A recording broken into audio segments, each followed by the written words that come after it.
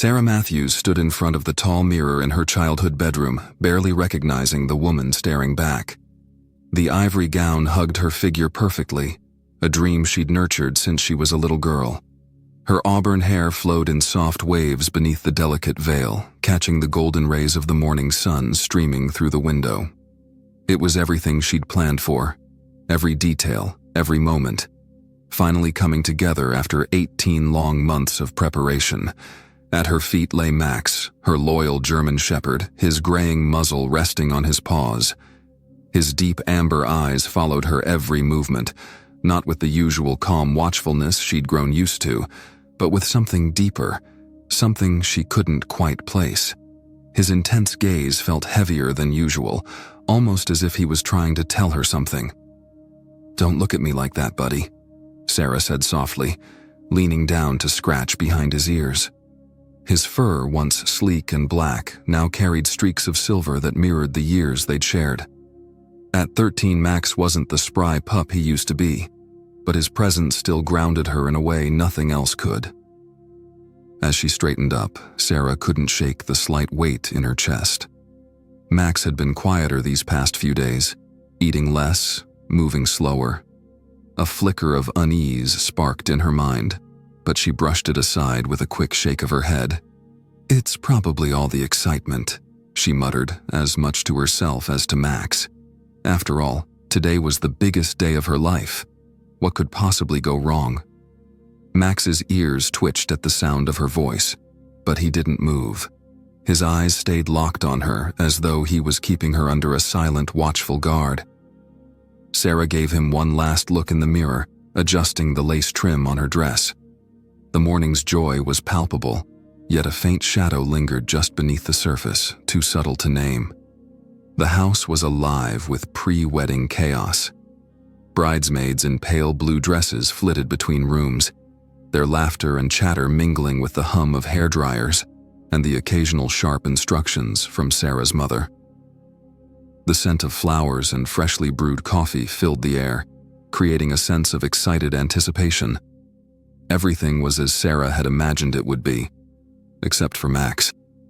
The old German shepherd hadn't left her side all morning.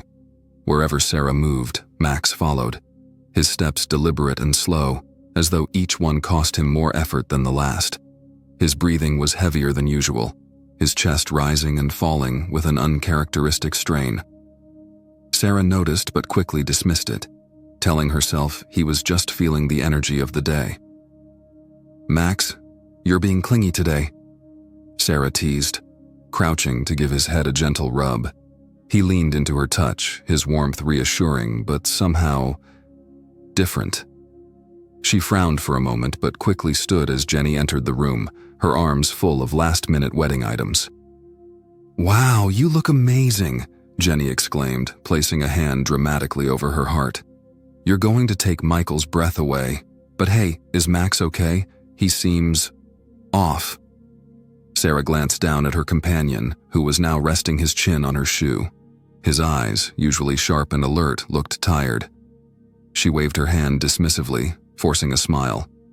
"He's fine. You know how sensitive he is. He's probably just picking up on the excitement." Jenny hesitated, her brow furrowing. "Maybe, but—" "Jenny," Sarah interrupted, her tone gentle but firm. "Let's focus on the wedding, okay? Everything's perfect. I don't want to start imagining problems where there aren't any." Her friend nodded, though her concern lingered in her expression. As Sarah turned back to the mirror, a flicker of doubt crept in. She could feel Max's steady gaze on her back, his presence heavier than ever. She shook it off again, telling herself she was overthinking things. It was her big day. Nothing was going to ruin it. And yet, in the back of her mind, a quiet voice whispered, "What if this isn't nothing?" The historic St. Patrick's Church stood bathed in the golden glow of late September sunlight. Its towering stone arches and vibrant stained glass windows created the perfect backdrop for the wedding Sarah had dreamed of. Guests had begun to arrive, and the photographer was busy setting up near the garden, eager to capture the magic of the day. "All right, let's start with some shots of the bride alone," The photographer called, gesturing toward a majestic oak tree with leaves just starting to turn. Sarah gathered her skirts, her smile bright despite the nervous flutter in her stomach. As she moved forward, Max rose to his feet, his ears perked and his gaze fixed on her like a shadow following her every move. She took a step toward the tree, but Max suddenly moved in front of her, planting himself firmly in her path. He pressed against her legs, his body a solid, unmoving barrier. "Max, come on, buddy," Sarah said gently, trying to nudge him aside, but he didn't budge. Instead, his amber eyes locked onto hers, pleading in a way that sent a chill down her spine. His breathing, already heavier than usual, now sounded labored, each exhale slightly uneven. "Max, move," her father called, patting his leg, but the old dog didn't so much as glance at him. Jenny hurried forward, reaching for Max's leash. "Maybe he just needs a quick walk." "No," Sarah's voice cut through, sharper than she intended. She crouched down, wedding dress and all, and cupped Max's graying muzzle in her hands. "What's wrong, boy?" she whispered, searching his eyes. They held the same loving devotion she'd known for years, but beneath it was something else, something urgent. Around her, the murmurs of concern grew. "Is he okay?" one of the bridesmaids asked. Sarah's mother appeared, her tone clipped as she said, "Sweetheart, the guests are arriving. We need to get these photos done." But Sarah couldn't hear her. All she could focus on was the faint tremor in Max's legs and the warmth radiating from his body, a warmth that felt too high, too wrong. Her throat tightened as she ran her hand along his back, feeling the rapid thud of his heartbeat beneath his coat. "Something's wrong," Sarah said, her voice cracking as she looked up at Jenny. "He's not okay." Jenny knelt beside her, placing a gentle hand on Max's side. "His heart's racing," she said quietly. Sarah's father stepped closer, concern etched into his features. "Should we call the vet?" Sarah didn't answer immediately, torn between the chaos of the wedding day and the silent alarm ringing in her heart. Then she looked back into Max's eyes, and the choice was clear. Whatever was wrong, she couldn't ignore it. "Dad," she said, standing quickly. "Call the vet. I'm taking him in." Her mother began to protest, but one look at Sarah's face silenced her. Jenny helped gather Sarah's skirts as they prepared to leave. Max pressed against her legs one more time, as though urging her to move faster. The joyful buzz of the wedding faded into the background, replaced by a single, overpowering thought. "I have to help him before it's too late." Sarah knelt down on the soft grass outside the church, her ivory wedding dress fanning out around her like a cloud. Max's trembling legs gave out slightly as he lowered himself to the ground, resting his head on her lap. Her fingers combed through his graying fur, now damp with the warmth of his fever. His breathing was uneven, each exhale carrying a faint, rasping sound. "Max," she whispered, her voice trembling as she felt the heat radiating from his body. He wasn't just tired, something was deeply wrong. She had seen this loyal dog push through pain before, always eager to stay by her side. But now, the strain was undeniable. Behind her, the chatter of the wedding party filtered through the air, sharp and out of place against the growing weight in Sarah's chest. Her mother's clipped voice cut through the moment. "Sarah, sweetheart, we really need to move. The photographer is waiting, and the guests are—" "No," Sarah said, not looking up. Her voice, soft but firm, carried a finality that silenced the bustle around her. "Something's wrong. He's sick." Her mother sighed, her heels clicking impatiently as she stepped closer. "Sarah, this is your wedding day. Max is just old, darling. You can deal with this after—" "I can't deal with this after, Mom," Sarah snapped, startling even herself. She turned her gaze to her mother, tears welling in her eyes. "Look at him. He's trying to tell me something. I won't ignore it." Elizabeth opened her mouth to protest again, but stopped. Something in Sarah's expression, a mix of fear, determination, and raw love, rendered her speechless. Sarah turned her attention back to Max, stroking his head as he pressed closer to her. "You've been there for me through everything, buddy," she murmured. "I'm not leaving you now." Jenny knelt beside her, squeezing her arm. "What do you want to do?" she asked gently. "We're going to the vet," Sarah said firmly, brushing away the tears threatening to spill. She stood, gathering her skirts as Max attempted to follow, his movements slow but determined. Her father stepped forward, placing a steady hand on her shoulder. "I'll explain everything to Michael," he said quietly. "You just take care of Max. We'll figure the rest out." Sarah nodded, grateful, but still fighting the ache in her chest. As Jenny took Max's leash and helped steady him, Sarah whispered under her breath, "This isn't how today was supposed to go." Then she glanced at Max, his soulful eyes fixed on her with the same trust he'd shown her since the day they met. And suddenly, it didn't matter. The plans, the photos, the perfectly orchestrated timeline, all of it faded in the face of one simple truth. "This is where I need to be," she whispered. Taking a deep breath, she guided Max toward the car, the church and its bustling guests shrinking behind her. The car sped through quiet streets, the wedding day left behind like a distant memory.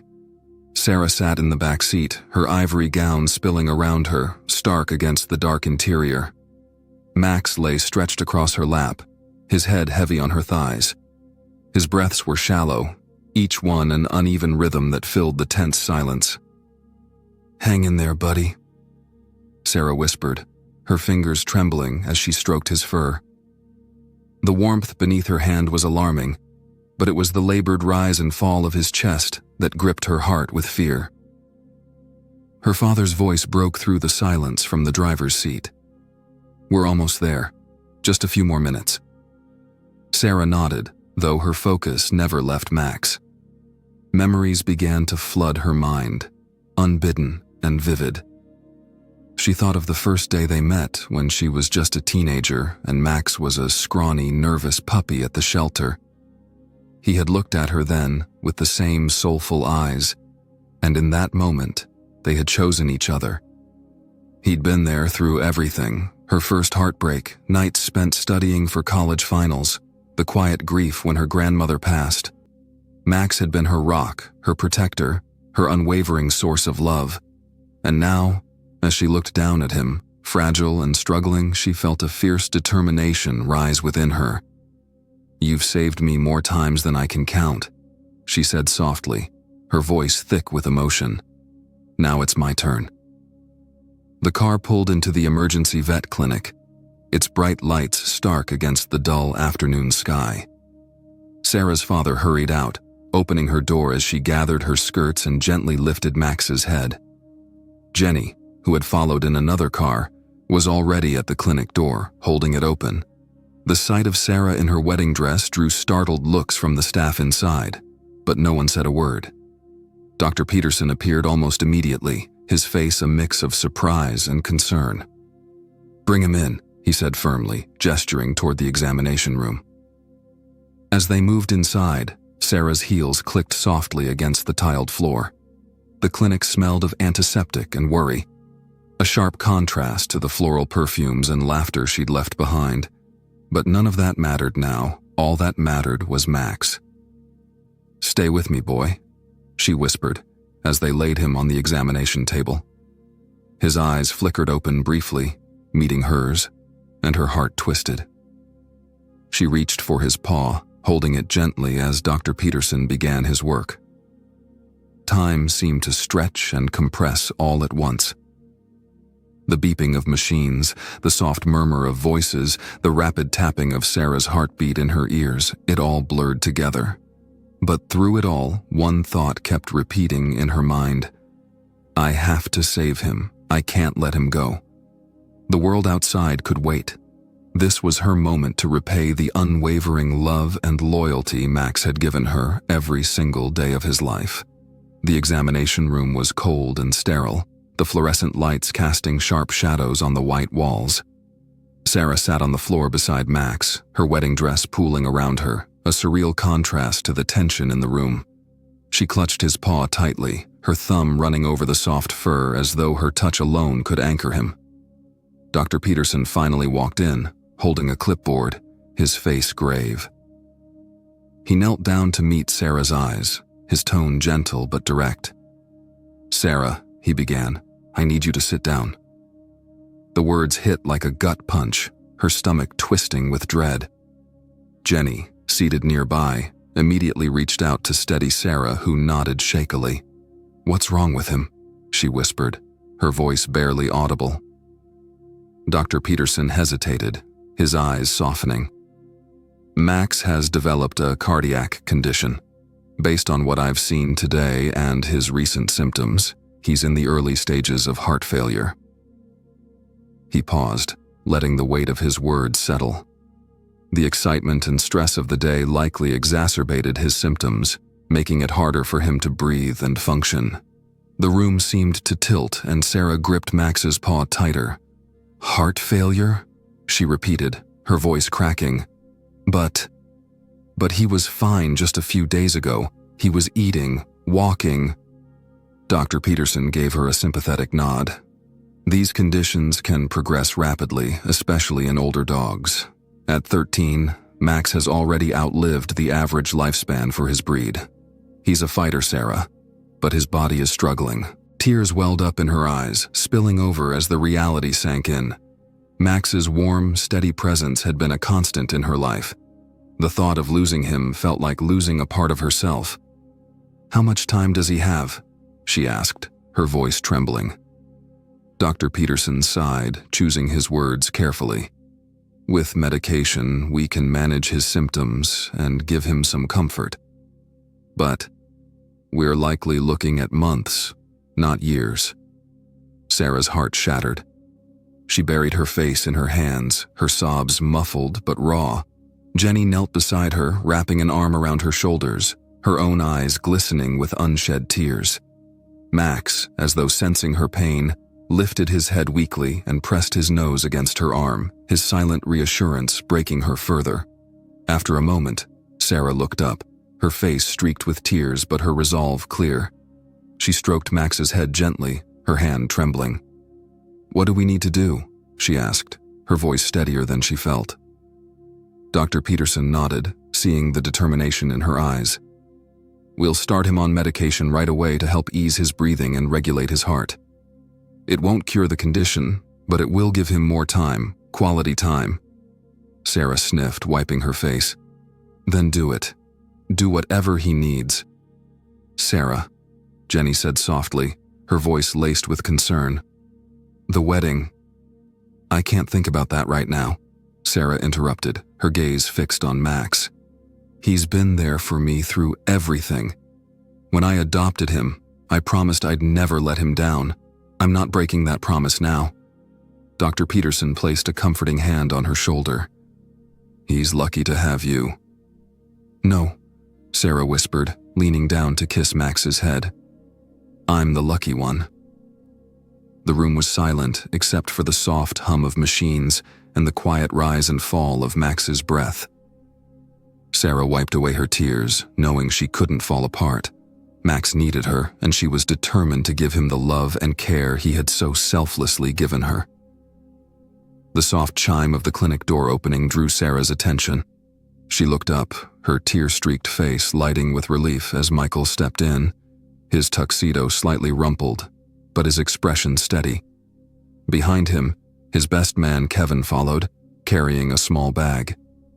Michael's eyes swept the room, landing on Sarah kneeling beside Max, her wedding dress wrinkled and stained but still radiant. "Hey," Michael said softly, crossing the room in quick strides. He knelt beside her, his hand immediately reaching for hers. "How's he doing?" Sarah's voice wavered as she replied, "Heart failure. Dr. Peterson says we can manage it for a while, but he doesn't have much time." Michael's jaw tightened, but his eyes softened as he glanced down at Max. He reached out to stroke the old dog's head, and Max's tail gave the faintest wag in response. "I'm sorry," Michael whispered, his voice thick with emotion. "I'm sorry too. Sarah said, tears threatening to fall again. "For the wedding, for all of this—" "Stop." Michael cut her off gently but firmly, cupping her cheek. "Do you remember what I told you when I proposed? That I wanted to marry you because you love with your whole heart. This right here," he gestured to Max, "is exactly why I love you. You're showing up when it matters most. How could I ever be upset about that?" Sarah let out a shaky breath, leaning into his hand. "But the wedding? The guests?" Michael smiled, wiping a tear from her cheek. "None of that matters if I don't have you by my side. We'll figure it out." Behind them, Jenny and Kevin exchanged a look. "Actually," Jenny interjected, "we've already started figuring it out." Michael turned, his eyebrows raised in question. Kevin grinned as Jenny continued. "The minister's on his way. The clinic staff said we can use the waiting room, and your parents are calling the guests to explain. It won't be the wedding you planned, but—" "It's perfect," Sarah said, her voice quiet but resolute. She looked down at Max, who was resting peacefully, his head cradled in her lap. "He's been there for every important moment in our relationship. He should be here for this too." In less than an hour, the sterile waiting room transformed. A bouquet of wildflowers appeared, courtesy of Jenny, and chairs were rearranged to form a small aisle. The clinic staff watched from the doorway, their expressions a mix of awe and quiet reverence. Sarah stood beside Michael, her hand in his, as the minister began the ceremony. Her wedding dress was wrinkled, her makeup hastily repaired, but she had never felt more certain or more at peace. Max lay just a few feet away, wearing his tiny bow tie collar, his tail thumping faintly against the floor as if to cheer her on. "I, Michael, take you, Sarah." His voice was steady as he spoke his vows, his eyes never leaving hers. When it was her turn, Sarah's voice broke only once as she said, "I, Sarah, take you, Michael." A quick glance at Max gave her strength, and she finished her vows with quiet conviction. The minister smiled warmly. "By the power vested in me, I now pronounce you husband and wife." Michael leaned in, kissing her softly as the room erupted into quiet applause. Max, as though on cue, lifted his head slightly and gave a single, soft woof of approval. The sound sent ripples of laughter and tears through the room. It wasn't the wedding Sarah had spent 18 months planning. It was better. It was real. It was a celebration of the love and loyalty that had brought them to this moment. A love so deep, even an aging dog had recognized its importance. As Michael whispered, "We did it," Sarah glanced at Max and whispered back, "We all did." The makeshift wedding at the clinic became the kind of story everyone present would remember forever. It wasn't the grand, picture-perfect event Sarah had spent months planning, but it held a raw, heartfelt beauty that no amount of perfection could replicate. The sight of Sarah in her wrinkled dress, Michael in his slightly askew tuxedo, and Max lying peacefully between them redefined what love truly meant for all who witnessed it. For Sarah and Michael, the vows they exchanged that day took on a deeper meaning. They weren't just promises to each other. They were a pledge to honor the unconditional loyalty and love that Max had shown them. The months that followed were both joyful and bittersweet. Max started his new medication, which helped ease his symptoms, but his energy waned. The once lively German Shepherd now spent more time resting, his body showing the inevitable signs of age. Yet, he remained the same loving companion he had always been. His tail still wagged when they came home, his eyes still lit up when they offered him a treat, and he still insisted on curling up by Sarah's side every night. Sarah and Michael adjusted their lives to cherish every moment with him. Weekend hikes became slow strolls in the park where they'd first met. They took turns working from home to ensure Max was never alone. On good days, they celebrated with his favorite snacks and short games in the yard. On harder days, they simply sat by his side, offering comfort and warmth. Spring arrived with its gentle breezes and blooming flowers, but Max's condition began to worsen. The medications could only do so much, and they knew the time they dreaded was drawing near. One quiet evening, as the sun dipped below the horizon and painted the sky in soft hues of pink and orange, Max let them know it was time. Sarah knelt beside him on the living room floor, her hand resting on his chest as Michael stroked his back. Max, ever the protector, shifted his head to Sarah's lap, his eyes meeting hers one last time. There was no fear in his gaze, only trust and the quiet assurance that he had lived a full life surrounded by love. Dr. Peterson came to the house, his presence steady and calm. He gave them time to say their goodbyes, offering words of comfort that somehow felt right. Sarah leaned down, her tears falling onto Max's fur as she whispered, "Thank you, Max, for everything, for being my friend, my protector, and my family. You've taught us more about love than we ever thought possible." Michael's voice was thick with emotion as he added, "We'll never forget you, buddy. You'll always be with us." With his head cradled in Sarah's lap and Michael's hand resting gently on his back, Max took his final breath. The room was filled with a deep, aching silence, broken only by the soft sound of Sarah's tears and Michael's steady whispers of reassurance. That night, they sat together on the couch, surrounded by the quiet reminders of Max's presence, his favorite toy by the fireplace, his empty bed near their room, and the countless memories that would live on in their hearts. "He was with us every step of the way," Sarah said softly, resting her head on Michael's shoulder. "And he made sure we understood what really mattered." Michael nodded, pulling her closer. "He gave us everything. The least we could do was be there for him when he needed us most." As the first stars appeared in the night sky, Sarah looked up, her heart heavy with loss but full of gratitude. Max had lived his life giving them unconditional love, and in his final moments he had left them with a profound understanding of what love truly means. Being present, being loyal, and putting others before yourself, even when it hurts. Months had passed since Max's final goodbye, but his presence lingered in Sarah and Michael's lives.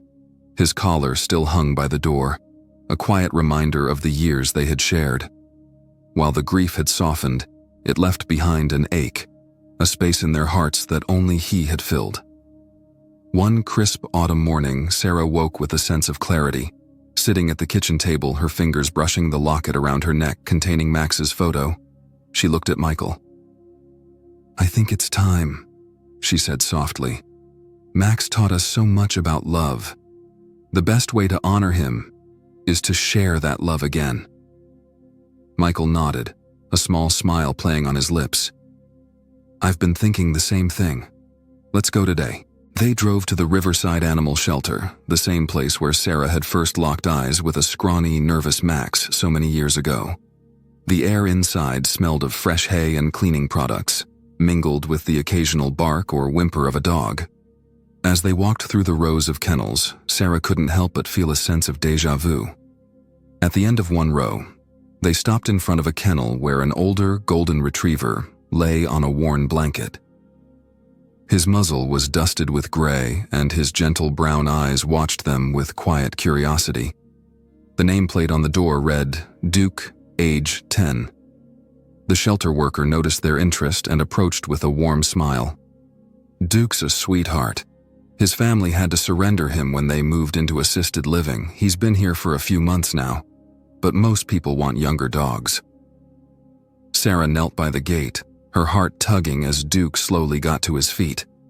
His movements were deliberate, his legs stiff with age, but his eyes held the same unwavering trust she had seen in Max's all those years ago. When she extended her hand, Duke pressed his nose against her fingers, his tail giving a tentative wag. "He has arthritis," the worker continued, "so he'll need some medication. He's not up for long walks anymore, but he's as sweet and loyal as they come." "He's perfect," Sarah said, her voice catching. She looked up at Michael, tears in her eyes. "He's perfect." Michael crouched beside her, placing a hand on her shoulder. "I think Max would approve," he said quietly. That evening, Duke came home with them. Despite having a brand new bed waiting, Duke chose Max's old one by the fireplace. Sarah and Michael watched as he circled the spot twice before settling down with a contented sigh, his head resting on the edge as if he belonged there all along. "I think he knows this was Max's place," Sarah said, her voice tinged with emotion. "It's like he's carrying on where Max left off." Michael wrapped an arm around her, his gaze warm. "Or maybe Max led us here to find him. Either way, it feels right." As they sat on the couch that night, Duke snoring softly by the fire, Sarah felt a sense of peace she hadn't known in months. Max's legacy wasn't just the memories he left behind, it was the lesson he'd taught them about opening their hearts, even in the face of loss. By embracing Duke, they weren't replacing Max. They were continuing the love he had given them, one paw print at a time. A year after their wedding day, the day that had become a celebration of love, loyalty, and sacrifice rather than a picture-perfect event, Sarah and Michael found themselves back at Riverside Animal Shelter.